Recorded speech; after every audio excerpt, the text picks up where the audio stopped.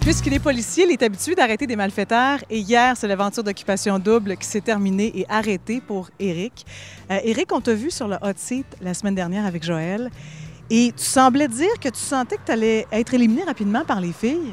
Effectivement, je le sentais parce que le discours que je tenais aux filles, je pense pas qu'il était nécessairement payant pour l'aventure comme telle. Sauf que je me suis fié à ce qui m'habitait puis ce qui était important pour moi. Puis c'est pour ça que je suis sorti, je pense. En quel moment tu te dis, OK, je pense que là, j'ai gagné des points auprès des filles, là? C'est très difficile à dire parce qu'ils sont très réservés, elles également aussi, sur leur coup de cœur et leurs préférences. Puis c'est difficile à savoir, mais en même temps, moi, je désirais pas nécessairement le savoir non plus. Je voulais pas comment je pourrais dire ça? Me tenter à dire, regarde, si elle dit que j'y plais, puis que dans le fond, pas moi, je veux pas me sentir comme obligé de dire, hey, je vais la garder pour me gagner une semaine de plus. Mais on sentait quand même que tu aimais bien Lydiane parce qu'en fait, tu as dit dans la voiture quand tu es retourné à la maison, si elle veut me rappeler, j'haïrais pas ça. Ah oui, j'haïrais pas ça, effectivement. Écoute, c'est très.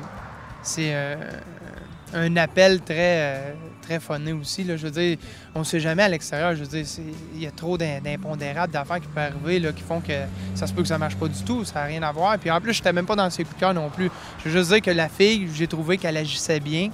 Elle agissait de façon polie tout le temps de bonne humeur, une belle énergie. Puis je pense que les gars, c'est généralisé pour elle. Tout le monde est capable d'apprécier à sa juste valeur cette personne-là. Le fait d'avoir des caméras tout le temps sur toi, 24 heures sur 24, peu importe où tu allais, tu t'es senti comment face à ça?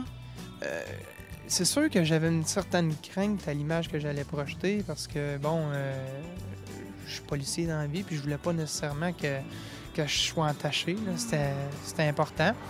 Mais j'avais confiance en ce que j'étais. Là. Je me doutais pas que j'allais sortir mal de là. Mais les caméras, dans la vie, moi, tous les jours, je suis dans un véhicule de police. Là. Je veux dire, des caméras, il y en a tout le temps autour de moi par les cellulaires, par n'importe quoi. Je suis habitué de me sentir regardé. C'est normal. Regrettes-tu certaines choses que tu as dites ou que tu as faites là-bas que tu te dis, si c'était à refaire, je pense que j'irais pas aussi loin? Non. Je sais pas à qu'est-ce que tu faisais référence comme tel. S'il y avait quelque chose... Non, vraiment, non. Non, j'ai été fidèle à moi-même, vraiment. Puis je suis content parce que l'image qui a été dépeinte, c'est moi.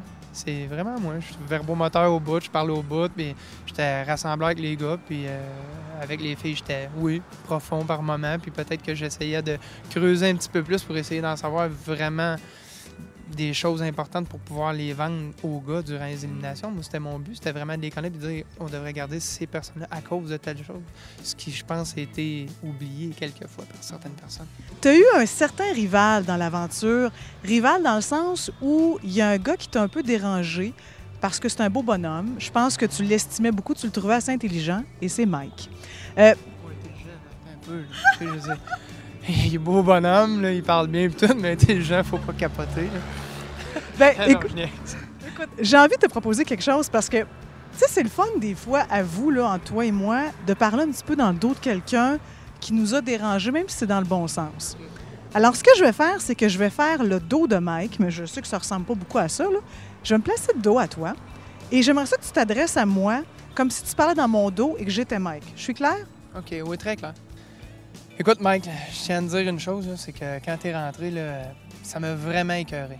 Écoute, regarde, un sourire facile, là, t'as de l'air un peu de Brad Pitt, ça écœure pas mal.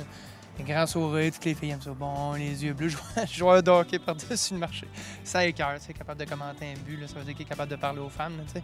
Je veux dire, c'est assez déplaisant. Donc, je tenais à te le dire, puis en face. Maintenant qu'Éric s'est vidé le cœur, il a parlé dans le dos de Mike. Si vous voulez voir son vrai dos en personne, prochaine quotidienne d'Occupation Double, c'est mardi à 19h30 et vous allez pouvoir également voir les autres dos des magnifiques candidats de l'aventure.